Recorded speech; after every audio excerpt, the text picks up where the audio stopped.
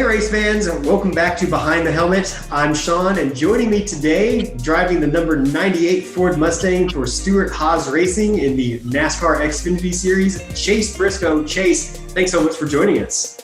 Yeah, thanks for having me. I appreciate it. Yeah, really excited to talk to you. I know you're getting ready to head into Richmond as we are recording this. Is that correct? Yeah, tomorrow. We actually have a doubleheader, so we got 2 days in a row. Oh man, so how are you feeling going into it? So this is probably my worst racetrack on the entire schedule. I've always struggled at Richmond, so I'm not super excited about a doubleheader, but at the same time, I'm glad we get our 2 races out of the way and our playoffs start in 3 more races. So we really do need to start building some good momentum, heading into the playoffs, and hopefully we can go there and have a good run. I guess that's the one good thing is if you go in there knowing that you kind of suck at that racetrack, at least if you go there and have a good run, it can build some good momentum. So, I think as a company, we know we kind of struggle at Richmond. And on top of that, as a race car driver, that's probably my worst racetrack. So we know that it's going to be a lot of hard work leading into this weekend. But, I feel like we've made a lot of gains on the simulator and whatnot without practice now that, I'm kind of looking forward to going there this weekend and seeing if we've made any gains on it from years past. So with the way things are, you're not able to get out and practice like, you are working on the simulator and stuff. How is it? How is that difference? It's definitely different. NASCAR has always kind of been an area where a lot of people feel like sometimes we have too much practice. And, in the Xfinity Series anyways, we normally have about an hour and 45 minutes of practice each week. And personally, I like the no practice. I feel like it puts it a lot back in the driver's hands, just because nobody's car is driving perfect. Nobody's car's, exactly how they want it. So as a race car driver, you have to figure it out in a really short amount of time. And just literally the green flag is your first lap racetrack. So, I like it. It helps that my team, I feel like, is always really good at hitting the balance pretty close. And I feel like a lot of the time we're better than other people just showing up and going. And a lot of that goes back to the preparation we do. So I enjoy the no practice. I'm sure if I was a rookie, it would probably be a little bit different just going to some of these racetracks for the first time. But, fortunately last year I was finally able to go to every racetrack. So now to have that notebook and just have that experience of all these places, I've enjoyed the no practice and it's worked out really well for us. That's actually really interesting. I've talked to some of the other drivers and they have a very similar mindset where it's kind of just like, yep, you just kind of show up and just get going. Yeah, I like it. I think it makes it where you just have to be on your game right away. There's no easing into it. Literally lap one's your first lap. You're in the middle of the pack. You just got to figure it out and adapt. And I grew up sprint car racing, so you would go to a new racetrack for the first time, or even a racetrack you go to every week, and you literally get 3 laps of practice, and then you're going qualifying or heat racing. So it honestly reminds me a lot of the dirt stuff, just because you don't have that hour and 45 minutes of practice. You just literally got to figure it out. And in the Xfinity Series, we only have 3 or 4 pit stops, so you really got to be really good about steering your team in the right direction as far as what change you need early, because if you get on the wrong side of it, you really don't have enough time to make up for that. Yeah. So, you kind of mentioned, like where you started from, and I really kind of want to go back there. So, you're from Indiana, and, full disclosure, I also grew up in Indiana. So, go Hoosiers. Yeah, heck yeah. What is it? How did you get started racing, and how did, a guy from small town Indiana, end up where you are now? Yeah, so my grandpa started owning sprint cars in 1976. Had a lot of really big sprint car guys drive for him: Dave Blaney, Steve Kinzer, Jack Hewitt, Wolfgang Vogler, a lot of legends in sprint car racing. Drove for my grandpa, had over 500 wins as an owner. And then my dad raced for 22 years, won over 200 races himself in sprint cars. So for me, sprint cars honestly was always kind of the route. That's what I grew up doing, was being in that family. I don't think I maybe went to 3 or 4 pavement races my entire life up till I was probably 17 or 18 years old. And straight out of high school, I just moved to North Carolina. That was kind of the hub for NASCAR. And I just figured, if I go down there for 2 or 3 years and it doesn't work out, I can always move back home and, go to school and just keep racing sprint cars. So I moved down here and just started volunteering at different race shops, and literally would just sweep the floors, do whatever they needed me to do. And in 2015, I somehow convinced this team I was working for at the time and volunteering to at least let me get in the race car, and they let me run 2 races. And then the following year, we ran for the championship, and we won nearly half the races and won the championship. And then that kind of spiraled into me becoming a Ford performance development driver, and getting to run the Truck Series and then now the Xfinity Series. So you were working for the team and just basically were like, hey, just give me a chance. I want to get in there and do it. And that's kind of started the beginning of your career, right? Yeah. So I would just go to literally different race shops, and I would just tell them I'm willing to work and volunteer, and I just wanted to learn. But most importantly, I let them all know that I wanted to drive at some point. That was the whole reason I was volunteering my time, was to, hopefully get at least one shot at either a test or a race or whatever. And, a lot of teams wouldn't even give me the time of day, or, wouldn't even let me volunteer my time. But, there was a couple different race shops that would let me. And then I kind of found a home at Cunningham Motorsports, and I want to say I was probably volunteering for over a year and a half before we went full-time racing. And, just a perfect scenario. They were kind of needing somebody, and I was right there, and they knew that I was wanting to do it, and they gave me an opportunity to go to a test, and the test went really well, and that kind of spiraled into 2 races, which eventually spiraled into the full season. Wow, that's actually an incredible story. That's So would you say, like, if our players of real racing, if they're like really into racing, is that a good strategy, do you think, to just kind of show up and get involved? Yeah, I think for sure.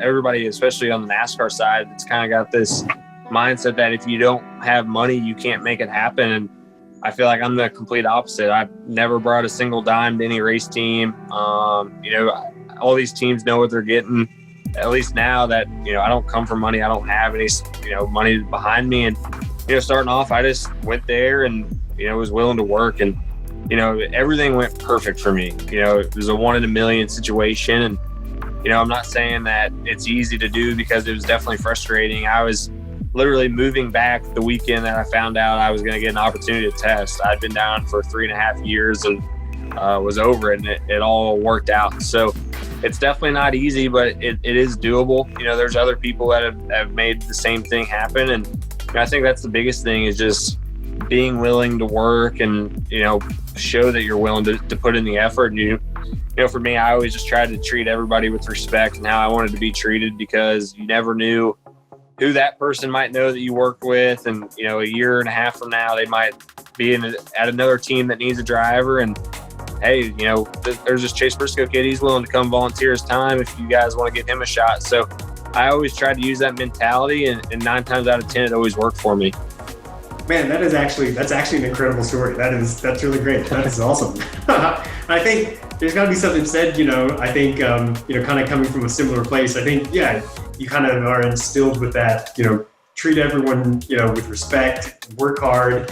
It's great to hear that, things have been working out. Yeah, that's definitely been crazy how this full circle, really my entire NASCAR career's kind of worked. The first race shop I went and volunteered and started working at was Brian Keselowski and Bob Keselowski, which is Brad Keselowski's dad and brother. And my first Truck Series team, the only Truck Series team I drove for, was Brad Keselowski Racing. And the team gets shut down, or announced that they're going to shut down at the end of that season, and we literally go and win the last race and send Brad Keselowski Racing out as a winner.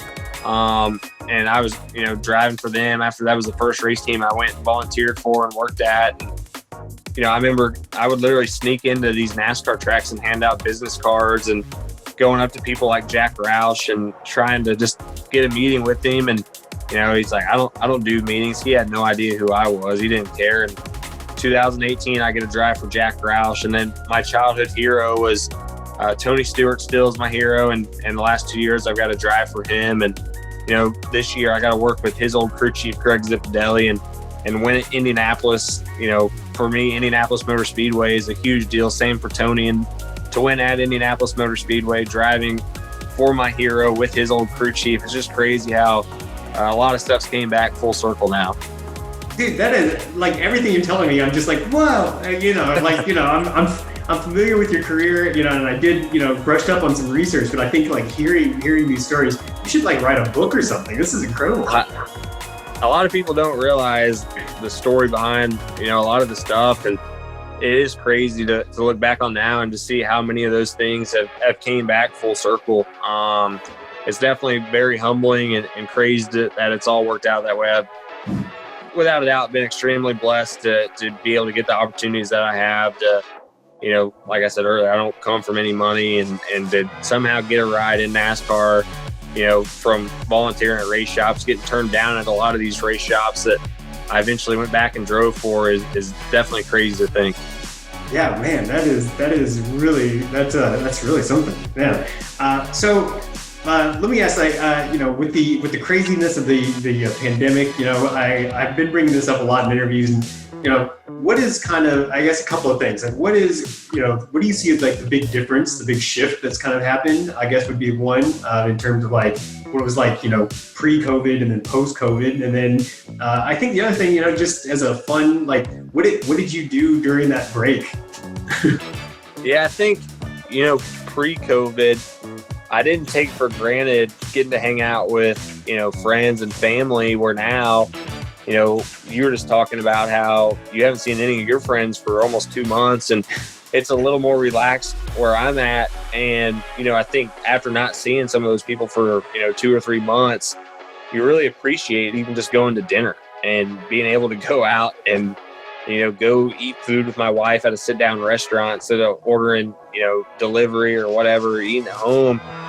Those were just things that was normal day-to-day life that you didn't even think about. And now, you almost take it for granted that you can even just go out to eat, as weird as that sounds. And, for us, we just really spent a lot of time at home together, which we didn't get to do with, normally me traveling every single weekend. And, we have 2 dogs, so they probably were getting tired of us being home all the time after a while, just because we were always so bored. We would just take them on walks like 3 or 4 times a day. So we did that. And then during the pandemic, Huffy Bicycles and me got together, and they sent us some bicycles. So we've been riding these bicycles all the time now. So those are probably the two things I would say we did more than anything during COVID, at least the lockdown part of it. But yeah, I think just taking for granted that, we get to see all our friends, and, even at the racetrack, getting to hang out with my guys all the time, where now I'm not really even allowed in the garage. So just little things like that. And then truthfully, the number one thing is the fans. You always know that without the fans, it would just not work. But truthfully, when we're in the race car, you're not thinking about the fans, obviously, just because we're so focused on what we're doing. But, I was very fortunate to win the first race back after COVID, and you're so excited because you won the race and you get out and it's dead silent. It's like the fans is what makes the sport. And without the fans at the racetrack, we know that they're watching on TV, but the atmosphere is just totally different. It takes literally the fans is what makes the racing fun, and just the atmosphere being at the racetrack fun. And, for me to go to the racetrack and just sit in my rental car all day long instead of going and doing appearances and, autograph sessions, and then obviously winning and stopping on the front stretch and it being dead silent.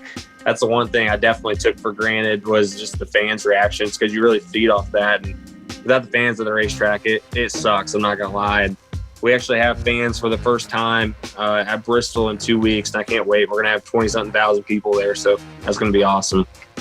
Yeah, I've been to a couple of different NASCAR events, and I've been to like Daytona, and like just it is actually, you can't even like tell like the energy there, like when you're there with all the fans and all the stuff that's going on. And the fans are so passionate and so loud, they sometimes almost even drown out the extremely loud sound of the cars themselves. It's unbelievable. Yeah, and then to have to race without that, that's got to be a very, very weird experience. It's super weird, and like I say that I don't really pay attention why we're under green, but I'll normally, like, if you make a crazy move for the lead or whatever, like, you normally can see the fans' reactions, and it's just a different perspective when there's empty grandstands. But for sure, you really notice it, when you do win a race, because I feel like at least for me, when I celebrate, I kind of react off the crowd's reaction, and you want to get them fired up, and they kind of fire you up at the same time. And when you get out, there's nobody even in the grandstands. It's like, why are we celebrating? Because you really celebrate for them. You want to do the burnout for them and all that. It's definitely different when you win, for sure. And I'll never forget the first race we won back after the pandemic.